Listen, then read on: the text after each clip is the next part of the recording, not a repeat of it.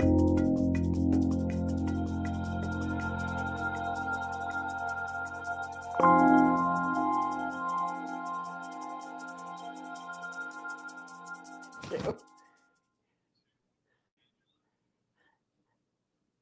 everyone. Thank you so much for coming today to the February Valentine's Day Spectacular. This is my 7th year doing it, which is just unbelievable to me, but I'm really excited. These live events are a highlight of my month. You can be sure of that. I really appreciate your being here. I'm going to get to as many questions as I can. I see some really thoughtful questions, and I am ready to go. But before I do that, I have to show you something because I'm a Philly girl now. So go birds, fly, Eagles, fly. We've got the Super Bowl this weekend. And while I haven't been in my life a tremendous football fan or sports person in general, except for ice hockey, I like ice hockey.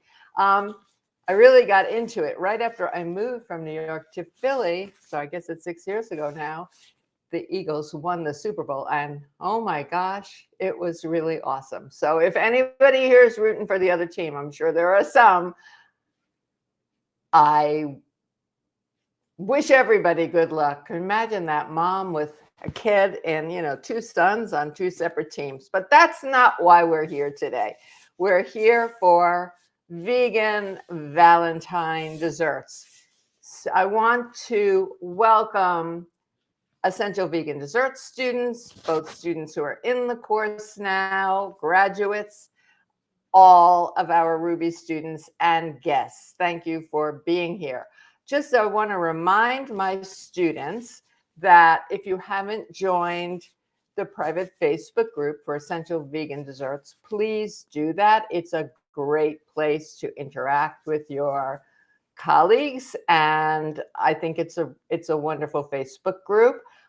Everyone who's here, if you haven't put a question in, it's really easy. On the right side of your screen, there's a question and answer.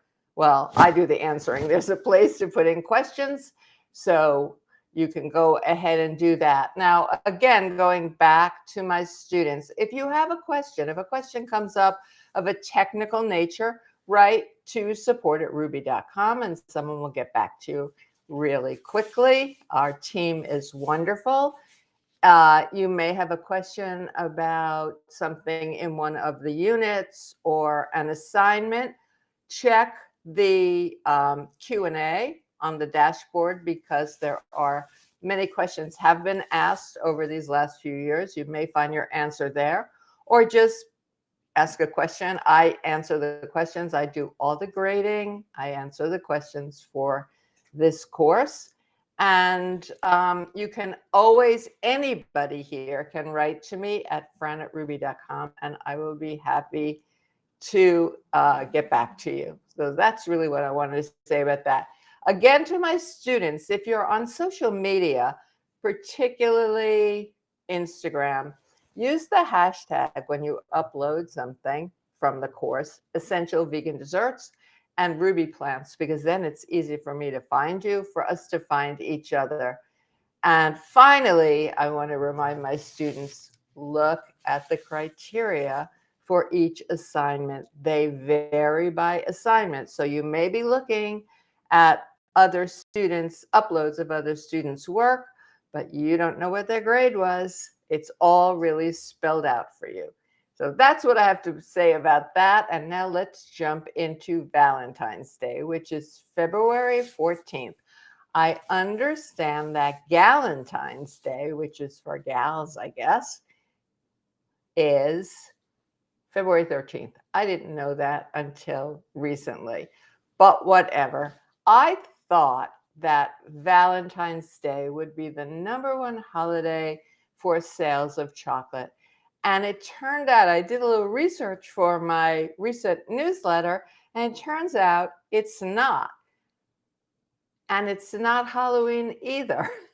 It is actually Easter. So Easter has the highest sales of chocolate, and then comes Halloween, and then comes Valentine's Day. I might have Halloween and Valentine's Day backwards, but that's the way it is. So when I choose chocolate, I do have some particular criteria.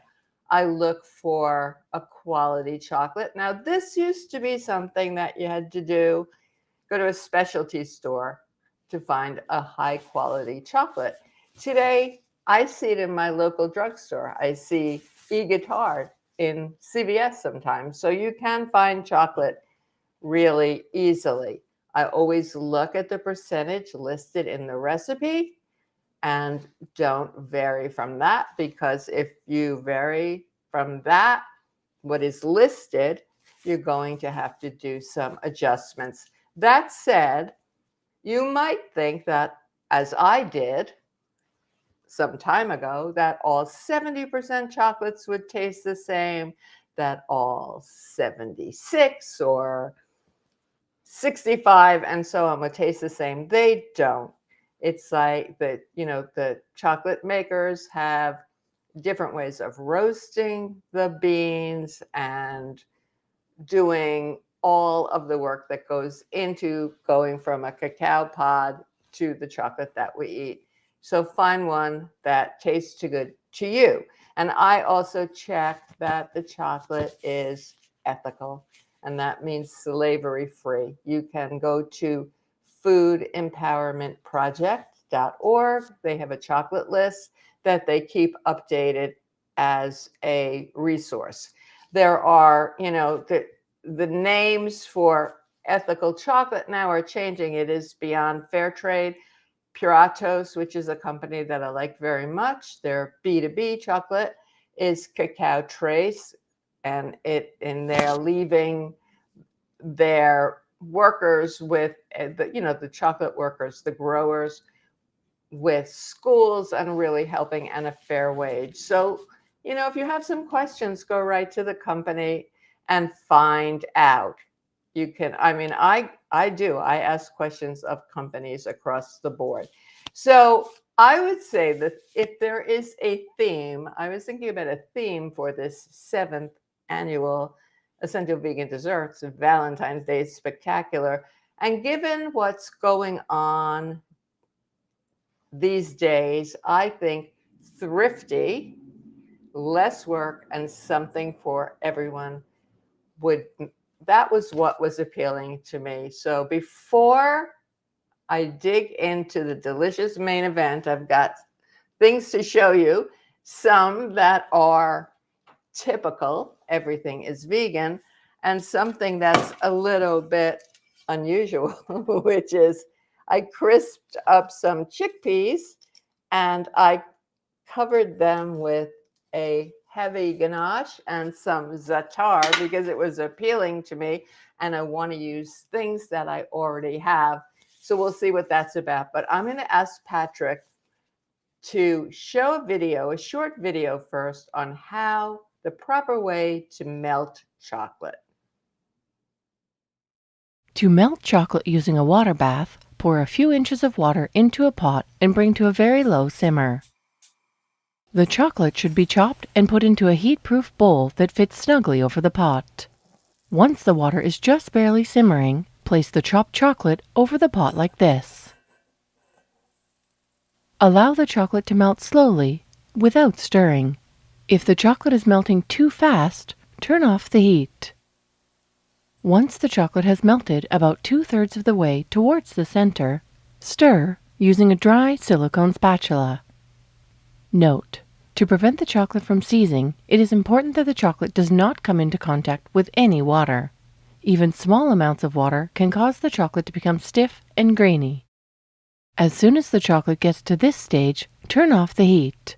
Use the chocolate immediately, or if it is part of your mise en place, keep the bowl of chocolate over the warm water so it remains liquid. All right, so melting chocolate is actually really important. Chocolate is sensitive to heat. We don't want it to scorch, so you don't want it to rush. I keep, when I'm working, I keep I make my own bain-marie So that just means a pot with a very small amount of water in it, warm, not hot. And then I will let the chocolate melt as you saw in the video. What I have today is I've got some ganache staying warm. Now, what you saw in the video, I chop chocolate using a serrated knife and you go in from corner to corner. But when I'm doing mise en place, I like to do a lot at one time. I don't enjoy stopping necessarily to chop, 2 ounces of chocolate, for example, which isn't to say that I haven't, but in one of my chocolate bins, as you can see here, I have a bag of almost powdered chocolate. And this says 70% Belle Collade because that's what it is. I want to be able to remember. Without labels, it's very hard to remember. And it's ready to go. So when I'm doing a quantity of chocolate, instead of chopping, I use a food processor. I break it up. Now, this is my ordinary 11 cup food processor. I happen to have a Robocoup, which is, let's say, it's the Vitamix of food processors. And I will chop 1.5 pounds at one time and then store it, label, sometimes measure. On the bag, it might say 8 ounces because often a recipe will be 1/2 pound. So that's one of the things I do. Now I'm going to ask Patrick to just show you a couple of photos of recipes, some of which I made for you today, and we're going to talk about. Those are brigadarios, and it's a shape of a truffle. Chocolate truffle is round, but it's actually a very rich, fudgy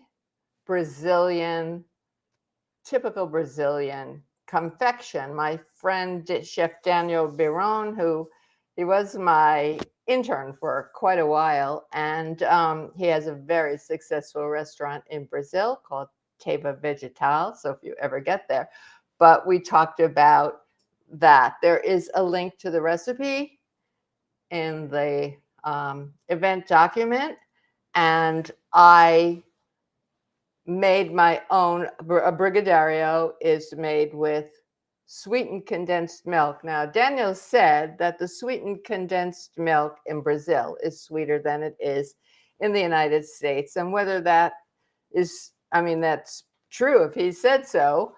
My palate has changed. I don't like things to be overly sweet at all. But the fact is that I don't use milk. So the recipe that you're going to see, I made my own sweetened condensed milk by reducing soy milk with cane sugar.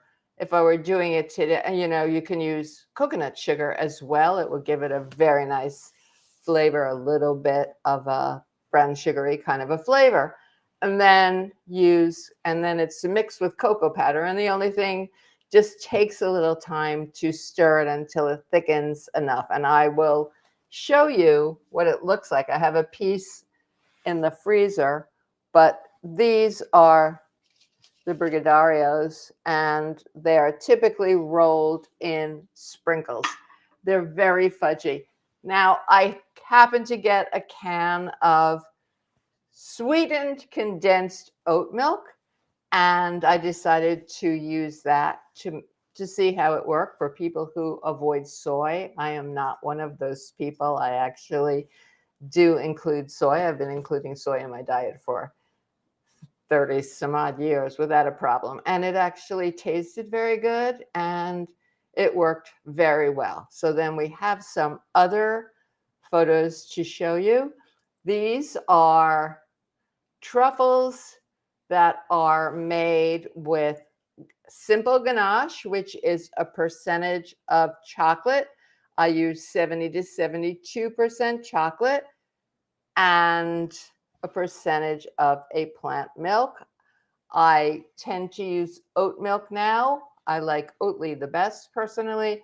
I like it because people who are allergic to nuts or avoiding soy, have a nice rich milk, slightly sweet to use. And these were made, I have a very sensitive palate. I don't like spice, but those are made with ancho chili powder, which is smoky and delicious. So, for Valentine's Day, you want to spice up your life, you can infuse the milk with ancho chili or a, a spicier chili or ginger powder or curry. And that would be great. And the last photo showed truffles that were made from ganache that were shaped. I like to shape them by hand because I like them to look a little bit rough, like they're mushroom truffle cousins. And I dip them in chocolate. Now that chocolate is not tempered. So what I do, I call this the hybrid method, actually, and then dust them with cocoa powder, a nice cocoa powder, and do that shortly before serving so that the cocoa powder sticks. So those are simple desserts you can do. You can make ganache ahead, keep it in your refrigerator or freezer, and then it's ready. It's just ready to go when you're ready to do some shaping. And I find even kids like to do this. It's really fun. And given that the cost of food's been rising, well, we who are vegan, we don't have to worry about eggs. We're not using eggs. And my pantry is filled with bulk grains and beans and spices, chocolate, sweeteners. I buy these when they're on sale and store them very carefully. And then I have them. My money goes to produce. I shop at the farmer's market. I find if you can purchase seasonal produce, that's a big help. So this time of the year, I'm in the East. I don't use raspberries. I see a lot of chocolate with raspberries for Valentine's Day, and that's definitely a beautiful pairing, but you're going to find my chocolate desserts with candied cranberries, fresh cranberries, or pomegranate seeds instead because they're seasonal. You can buy, I use maple syrup. It's a great natural sweetener when you're using pure maple syrup. And I use the darkest one I can find. It used to be grade B. Now it's grade A dark when you see it for a good price, or you can buy bulk, share with your friends, keep it in the freezer so it doesn't turn. It won't freeze solid. It becomes more viscous. Think of what happens when you freeze vodka if you've done that. And so, these are some tips. I buy dried fruit that keeps for a long time in the pantry. I'm gonna do a bit of a fondue-like situation today, and I have dried apricots, I have mango, some fresh blueberries, not in season, but I did see some, and cubes of cake that were left. I had like 2 pieces of cake left over, keep them frozen, and pretzels. Why pretzels? Because I happen to love pretzels. I just love pretzels. Now, when I'm doing a coating, I want to make sure ahead of starting to use it that it's the correct consistency. So what you have here are tests of 2 different coatings. So always, my students know, always do a little test. Always do a little test. And I don't know if I showed you these, but this is a little truffle that's made with orange juice and tahini and sesame seeds. So there's actually some really nice calcium in that dish. And here, again, I want to put my gloves on. I've never done this before, but I had dinner with Chef Kathy Gold, moved into my building, and you might want to go to the library. The Live Events Library has such really great information. Kathy did an event for us all about vanilla, and I learned so much. But for dinner, she made soup, and with lots of toppings. And one of the toppings was chickpeas that she had crisped in the oven. I crisped these, and then I poured some ganache over them. As you can see, I'm not going to take a bite now, but I can see that this is going to be a really nice snack. And because I like za'atar and I had just a little bit left, and we don't want our spice mixes to hang around and get old because they lose their potency. So, I mean, I'm not a person that puts spinach into my cakes and like that. I eat a lot of vegetables and grains and beans, and then I have dessert. My desserts are smaller, but I think this is going to be a really yummy little snack. Instead of nuts, I've got crunchy chickpeas. I'll let you know, or maybe maybe I will try. Now, a way to enjoy dessert, people talk all the time. Valentine's Day is coming up. I'm going to feel guilty afterwards for eating all that. Well, I don't think most of us want to overeat and feel uncomfortable. Dessert should taste like dessert. That means finding a really nice recipe, a well-tested recipe, not something that you find online, but written by someone that you don't know, and it might work and it might not work. But I think making something that is unapologetically delicious and serving smaller portions, filling out the plate with fruit. If you've listened to me before, this is nothing new, but I say this over and over because it's really important. You get the satisfaction. You eat with your eyes, make the plate look pretty, make the truffle look pretty, but serve a smaller one. So some of you may have heard my Chef Charnolan truffle story. Many of you know Chef Char, I'm sure. She probably has graded some of your assignments, and you may have watched her live events. If you haven't, I suggest that you do. But when we first met many, many years ago, and I brought Char some truffles, and she looked at them, and she was really surprised. She said, well, they're really not like the ones you see in the store that are pretty much the size of golf balls, which is true. I mean, think about the muffins we see in the store. I feel like it's cake for 3 people. So I make smaller ones, but I make them delicious. If you learn to do a ganache, which means using a chocolate that tastes good to you, in the percentage that the recipe, in the range that the recipe says. So for truffle ganache, it's going to be 1-to-1, equal parts almost of chocolate and whatever plant milk you use. If it's going to be a pouring ganache, you're going to use more milk. You're going to do a test and adjust. If it's too thin, you add some more melted chocolate. If it's too thick, you add some more plant milk. So there you go with that. It's really simple. What can you do with ganache? Well, you can pour it over a cake. You can pour it over some crisped chickpeas. You can make an egg cream. If there's anyone here who grew up some time ago, it was You-Bet chocolate syrup, milk, dairy milk, and seltzer.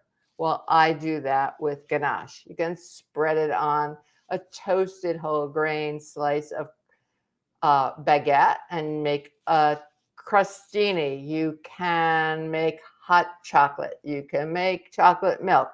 I mean, it's just amazing.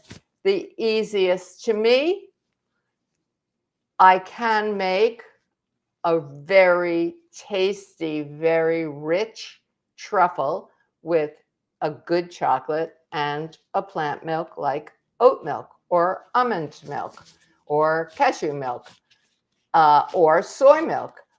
If you want something that's richer, then you can add some plant butter or some oil, or you can use a vegan cream. So I always start with the least fatty, sugary base that I can use to get a result that's good. And then go from there.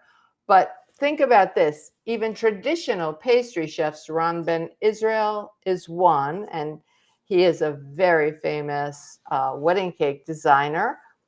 He and I happened to have a conversation. I was really thrilled that he wrote a blurb for my book, Vegan Chocolate, and he agreed that when you take the dairy fat out of the chocolate, you get a more immediate chocolate flavor.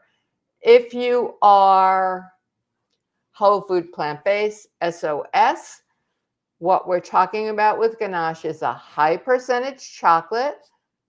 So the higher the percentage of cacao, and this is listed on all chocolates today.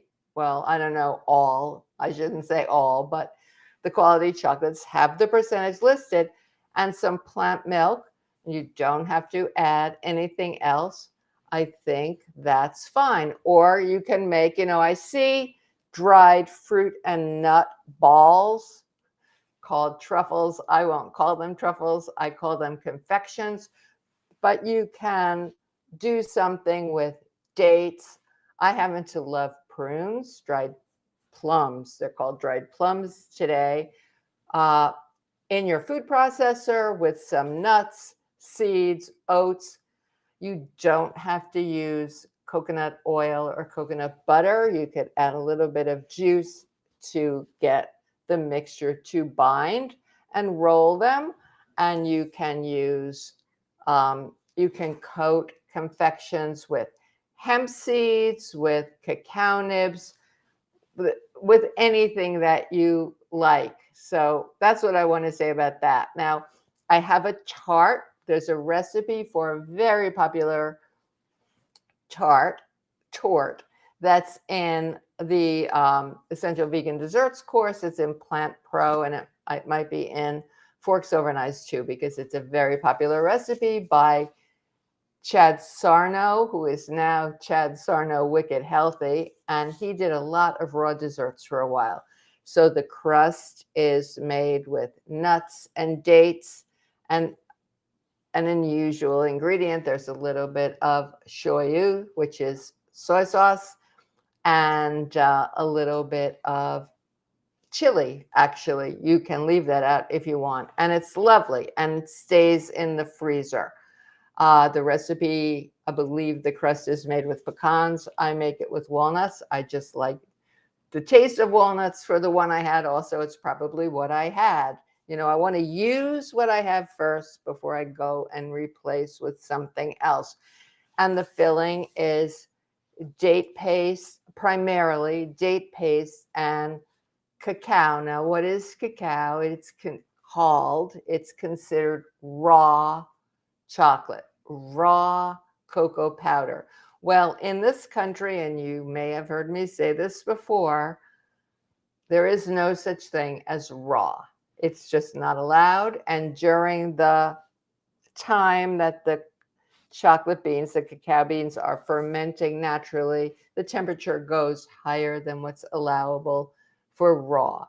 And so what it is unroasted cocoa powder. It's unroasted. Now, the recipe that you will be able to pick up in the document, and also the recipe for the brigaderios is in the event document, calls for a raw or unroasted cacao. I make this tart using Dutch processed cocoa powder because I like it better. So then I say, well, it's raw-ish. But let me show you what I did.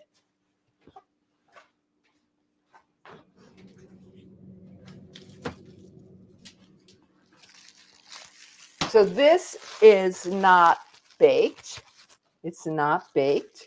And so I keep it in the freezer, and I'm just kind of looking around. Oh, here we go. And when I say something for everyone, I just want to put my gloves back on. This is what I mean. This would be considered, I believe, a whole food plant-based legal dessert. There is no granulated sweetener in it. As the recipe is written, there is some coconut oil or coconut butter in the crust, but you don't have to use it. you can find a way to make the crust stick together. So I didn't do a large tart. I did a small one, and I shaped the crust using this tart ring on a parchment lined pan. Then I put the filling on, I put it back in the freezer, and before I serve it, I'm going to put some cranberries on here and maybe some pomegranate seeds or maybe both. Now, to take it up a notch, if you want to do that, I coated the bottom with some ganache, and it chilled very quickly because the tart is cold. So you can do that, or you don't have to. You can put some cocoa powder on here. That probably would look pretty. Like this. And you have a really nice little dessert. Most people would say this is a dessert for one, or it could be a dessert for two. Now, what I've got going on here, this is kind of fun. So I think making something like a fondue for Valentine's Day is great. You can go on the healthier side. You can dip fruit. This is what I have left. Those are my blueberries. I love apricots, dried apricots. They're dark because they're non-sorbate. And this is mango, which I like as well. This is the cake that I was talking about. That was just, I found a whole bunch of fondue forks, but I didn't find a fondue pot. So I'm going to show you what we're going to use instead. So I'm going to take my ganache,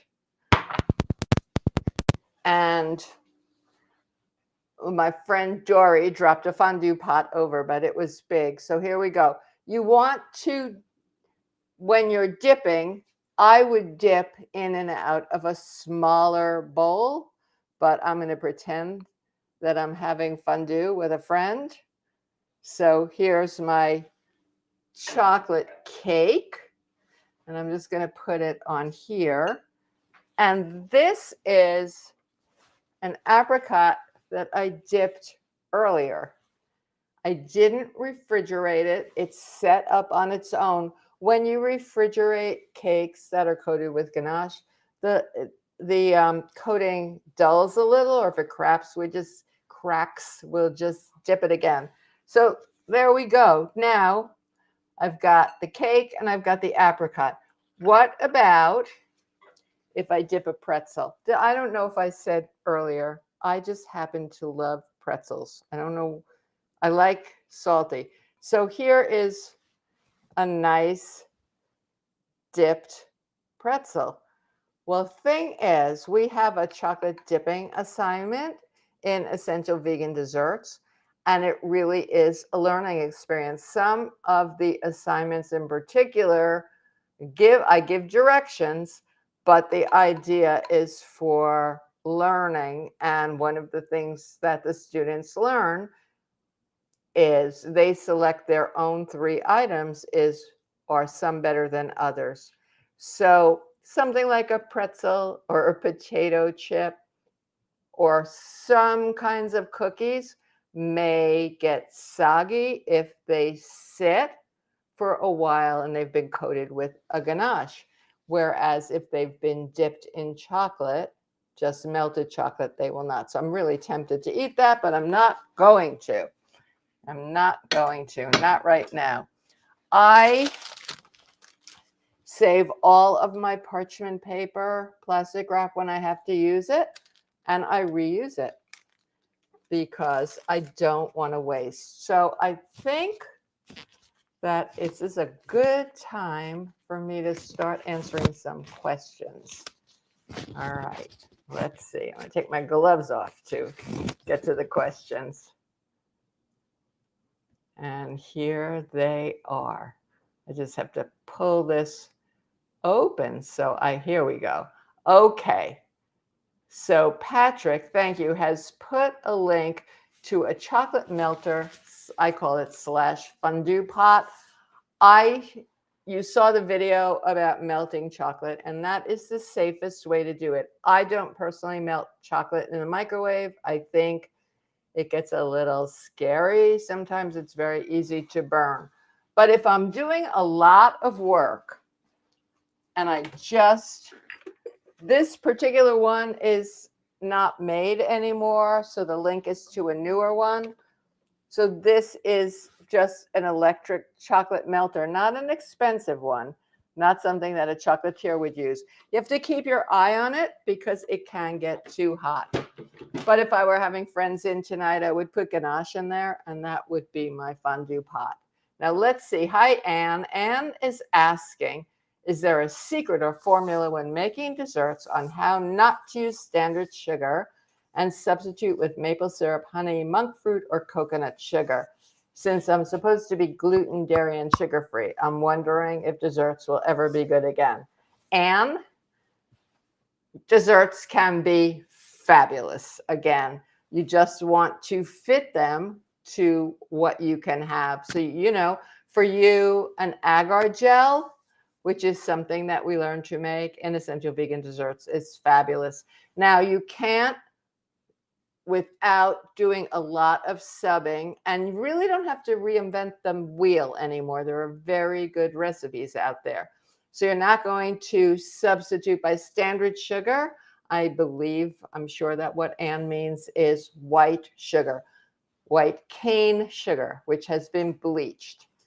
And we don't use that at all in Essential Vegan Desserts. We do use cane sugar.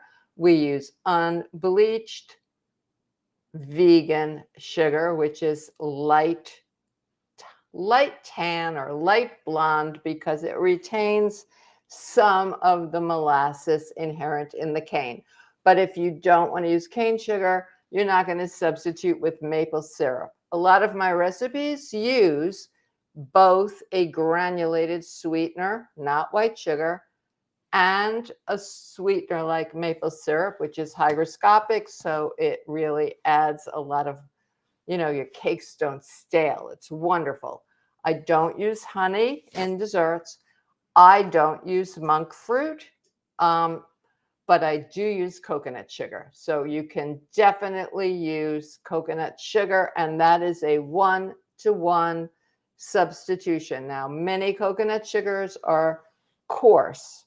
I grind mine. I kind of powder them in my blender and then store them very airtight with some food grade silica packets in the container. Well, let me show you. Like this. And it's marked coconut sugar with the date that I ground it. So, Anne, you can do it. Okay.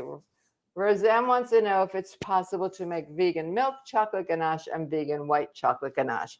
Well, you're going to have to change the formula and be very careful depending on the kind of white chocolate you use.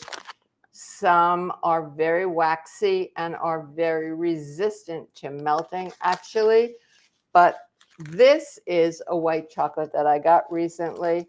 Some of you may know about Lagusta Yearwood and her company, Lagusta's Luscious. This white chocolate isn't pure white. It is absolutely delicious.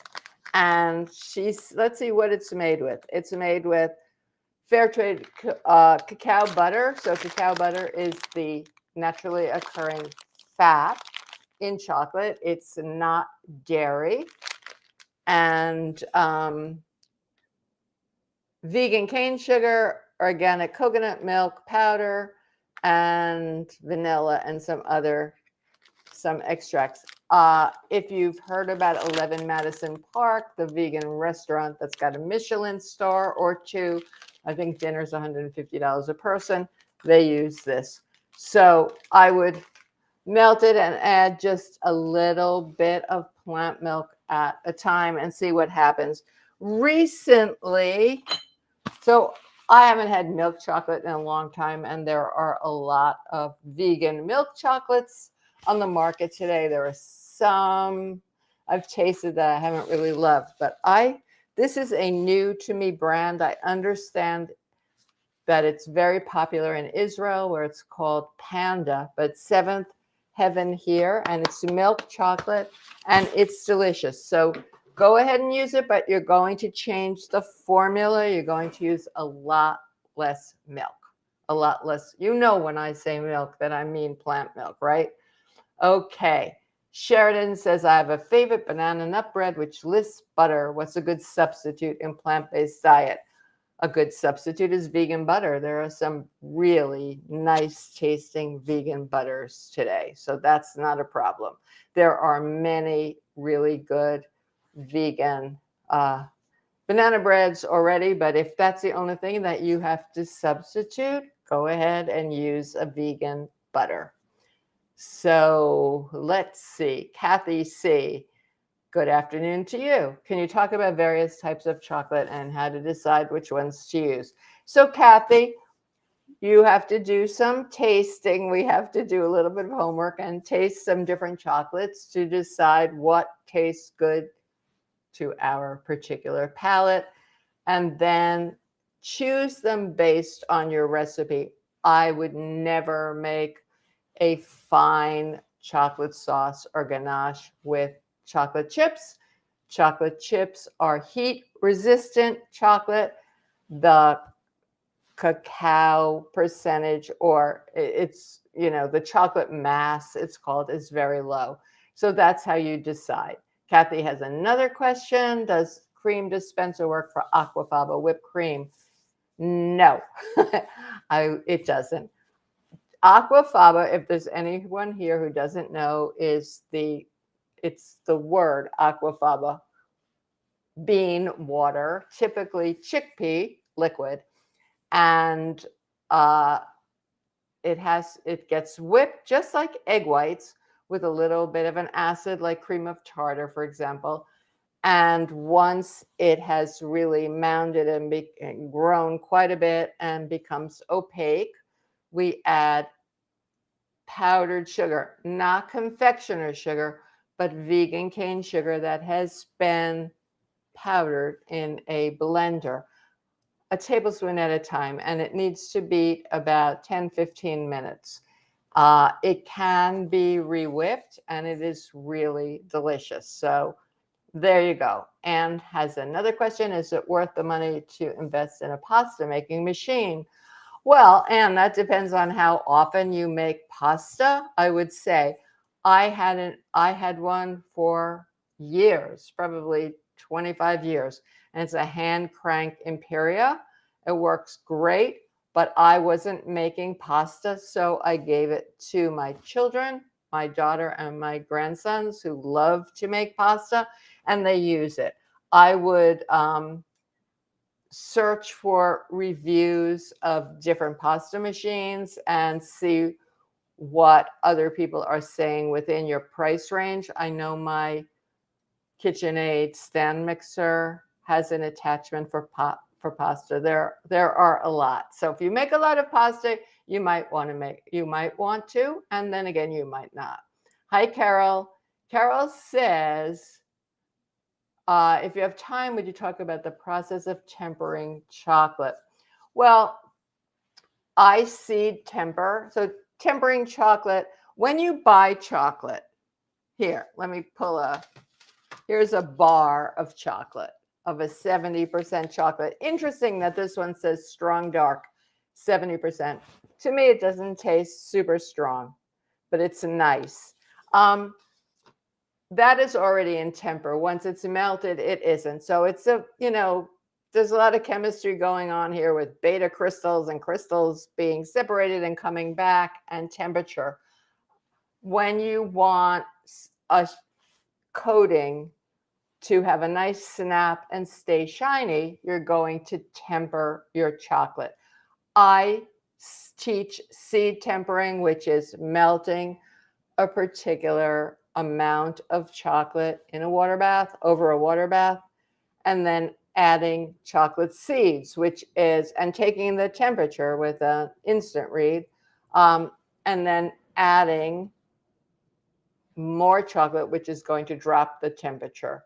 So that's what I do. I don't make a lot of confections that with chocolate that has to be tempered. I find that adding a small amount of a nice vegetable oil to melted chocolate makes it shiny, and I keep things in the freezer and it works for me. I hope that helps. Karen, hi Karen. Karen says, in your cookbook, Vegan Chocolate, the recipe for very fudgy brownies calls for the batter to rest for 10 minutes. You know, Karen, when I saw this recipe, I actually had to go back to my book and look, because when you're making vegan cakes, what's leavening the cakes is baking powder, baking soda, and vinegar. And so my instructions are, generally speaking, get that right into the oven. But the recipe for the very fudgy brownies has some arrowroot or cornstarch in it, and that's as a binder, and to just make a very tender fudgy result. And so, yes, I'm letting the batter, and very little leavening, I'm letting the batter rest to absorb. So that's the reason. Marianne says, what's the best chocolate recipe for strawberry dipping? I would dip either in a ganache or in a melted chocolate that you like. Hi, Regina. Regina says, help. I'm having a terrible time trying to make vanilla pudding, plant milk, cornstarch, sugar, vanilla weeps liquid the next day. And she's tried all different kinds of milks. Well, vanilla puddings, traditional vanilla puddings, often have butter in them and an egg, which is binding the pudding. So I would, I think that Regina knows I'm going to say, cut your recipe in half and do a test. Add a little bit of a nice tasting vegan butter and try some different egg replacers and see if that will work for you. Mary Jo, hi to you. If making oat milk from cooked oats, would you recommend steel cut or rolled? And what proportion of oats to water? Well, I wrote this down because I think in my last live event, I did make oat milk from oatmeal. Now, the thing is, I eat oatmeal almost every single morning. I mean, I eat a very habitual breakfast, or I wouldn't eat breakfast. And I think I feel better when I eat breakfast, and I like oatmeal. So I batch cook steel cut oats, enough for a couple of days, in my Instant Pot. That way I don't have to worry about boil over. Put it in the fridge, and there you go. So before the last live event, I was looking at these steel cut oats, and I thought, I wonder if I could make some oat milk using already cooked oats. Making oat milk is a little tricky because the nice thing about oats is they cream. If you've cooked with oats, you know that. I use rolled oats to cream my creamy soups, for example. But you don't want your oat milk to get like, there's got to be another word for slimy. Somebody help me out here. So what I did was 1/4 cup of steel cut oatmeal, because it was already cooked, 1 cup of water. And this says it gave me a thick, and some date paste for flavor and a pinch of salt. And then you need to strain it. You want to use a blender just long enough for the oats to blend thoroughly, but there still needs to be strained. I took what was left, if any of you know what rice cereal looks like, the pulp. So I put that pulp on my oatmeal, actually, so there was no waste. And that's what I did. And it worked. So I don't know. I haven't made it with rolled oats because I use steel cut oats, but I can't see why not. You try using, a smaller amount of water. You can always add more. Kathy says, can you give words of wisdom on using gluten-free flour for your cakes and achieving the same wonderful results? Well, gluten-free cakes and gluten-free baked goods don't always have the same result as a cake. Kathy's asking about cakes that you're going to have using wheat. So it's not one-to-one. I know that there are a lot of chefs, pastry chefs, cookbook authors who are saying use 1 cup of AP flour, 1 cup of whole wheat pastry flour, or the same amount of gluten-free flour. I think you have to do a little more work than that, but I've made some really nice cakes using gluten-free flour. So my favorite gluten-free flour is Bob's Red Mill with the blue label, and it's called Bob's Red Mill gluten-free all-purpose 1-to-1, and it works really, really well. So hi Kate. Kate says, will your chocolate cake recipe from the course work in a silicone mold rather than cutting with heart-shaped cutters? That is a great question. I'm glad you asked because I get to say, please don't bake in silicone. I know that there are people who are doing it. The cakes don't rise. So I don't cut my cake. If I do a sheet cake, I might do heart-shaped cutters, but I do make a heart-shaped cake out of a round cake by just cutting it, and it works. I don't find that a cake rises very well in a silicone mold. That's been my experience. Other people may have had other experiences. Kay wants to know, where can we get your chocolate cake recipe? Google Google Fran's chocolate cake to live for, and you'll find it. Or I've got lots of recipes on my website, but we really do a deep dive into it in the course. Hi, Diane. Diane says, greetings, everyone. I see coconut or palm oil used frequently in baked goods. I'm concerned about the saturated fat content. I don't use very much. I don't use palm oil at all. There are some butters that have palm oil as a component. You know, when I started doing this, when I went from the traditional pastry world to try to create a modern vegan pastry kitchen, there was no vegan butter that was any good. Well, there was nothing. There was margarine, hydrogenated margarine. And people weren't using coconut oil. So I was using oil, you know, a nice organic. I like sunflower oil, I like grapeseed oil, and I like extra virgin olive oil. So that's what I recommend. And when you're subbing from butter, when you're not using dairy butter and you're going to an oil, you use 3/4 the amount, because that's all you have to use. Okay, Anne-Marie says, banana bread questions. The first ingredient in many vegan butters and mayo is oil. Well, yes, that is right, because they are fats. In the course, we have a unit on fat substitutes. So you can use, some people use applesauce, date paste. I'm very partial to prune or dried plum puree. But it's not necessarily 1-to-1. So you're going to have to, I would do a test, and then, but I would maybe bake I would cut the recipe in half or in quarter, bake some muffins and see how it goes. Catherine says, if you use an obscure ingredient, will you please outline where to buy it, how to store it, and how long? I'm new to this. Well, thank you for being here, Catherine. I don't think I'm using anything obscure at all today. I'm using chocolate, vegan sweeteners, flour is flour, cocoa powder is cocoa powder. We do use agar in the course, which is, you know, to me, that's a secret ingredient. It's vegan gelatin, but you can find that in any grocery store. So There you go.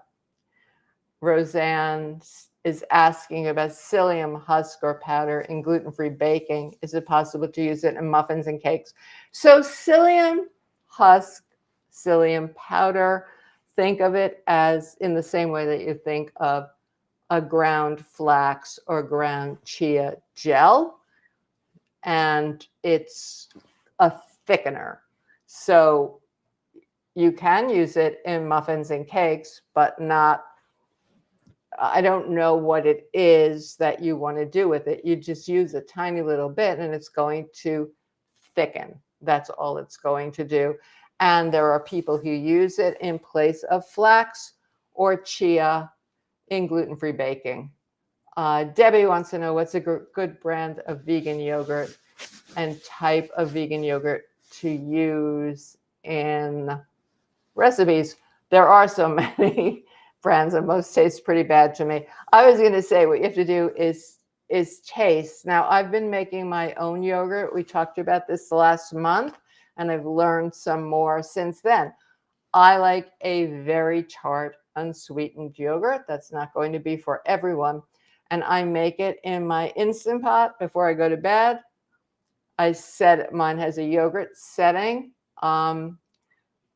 And I think I set it for 12 hours in the morning. I have yogurt. What I have learned is I've made vegan yogurt countertop with probiotics and coconut milk, and it's creamy and delicious.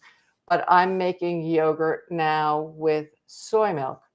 And the trick is it has to be Eden soy. It's the only one that thickens. So Debbie, keep tasting. Find one that tastes the least bad to you. And, you shouldn't taste it in your baking recipes. So Lynn is saying, for someone that travels a lot, what recommendations can you make? Lynn, I'm not really sure what you're asking me. So maybe you can clarify that. What kind of recommendations are you looking for? Are you looking for what snacks to take or where to eat? Carol says, I love sweetened baker's chocolate. I eat a piece or two many nights. Is it harmful? I'm not a doctor and I'm not giving medical advice here, so I can't tell you what is harmful or not harmful. I eat a piece of chocolate almost every day. I eat a piece of a high percentage, low sugar, organic chocolate. So I don't feel that it's harmful to me. How do you feel, Carol? And what are your test results when you go have blood work done? Christy has an interesting question. Christy can't eat chocolate. The theobromine gives her side effects. Is there a good carob sub? So carob and chocolate are both brown. They're very different. Carob has a natural sweetness to it that chocolate doesn't. So you're probably going to want to cut back on the sweetener. I find that carob powder is chalky. So what I do is I spread it out on a parchment-lined sheet pan and roast it in the oven or toast it. I guess I'm roasting it until it's warm, and usually the edges get a bit stuck together. And then I let it cool and sift it and use that. So that would be it.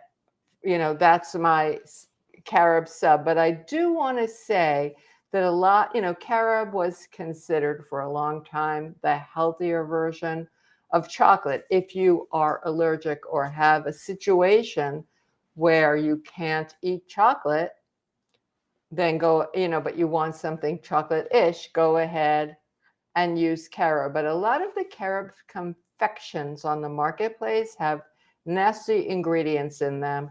So I want to say, read labels. You really, you want to really read labels and understand what's going on. But Christy, there are a lot of desserts that aren't chocolate. So you know, fruit desserts, vanilla cake, lemon cake, carrot cake.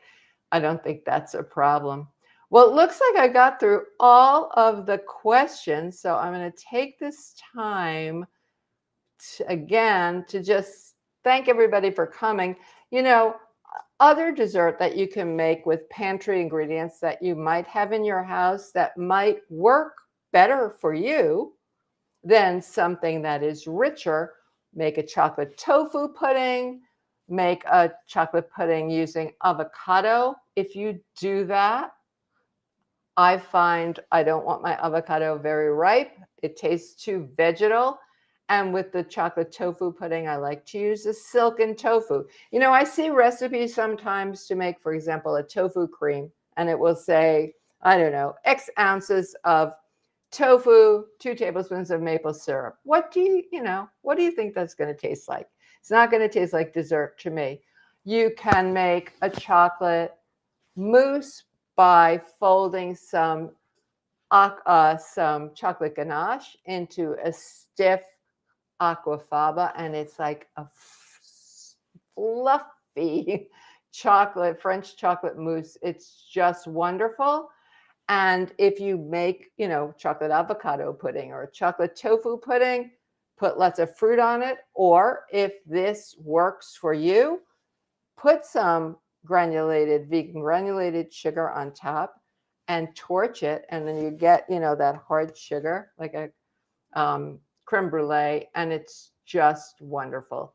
So I want to thank everybody for coming today. I hope you got some ideas for a yummy and thrifty and healthful and joyous Valentine's Day. I hope everybody stays well, and that I will see you soon. Take care.